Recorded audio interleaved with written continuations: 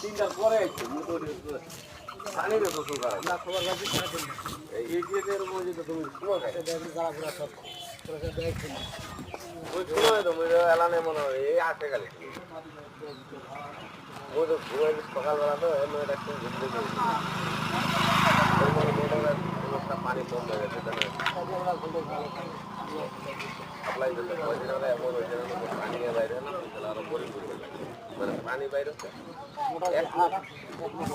motor দুই pump কিন্তু তো বাইরে এনে কারেন্টের সাপ্লাইটা একটু কম হয় না পানি কম হবে পানি কম বাইরে পানিটা বাইরে মানে বাইরে হচ্ছে হওয়ার পরে ফির আবার 1 মিনিট পানি চলে যাওয়ার পরে আবার বন্ধ হতো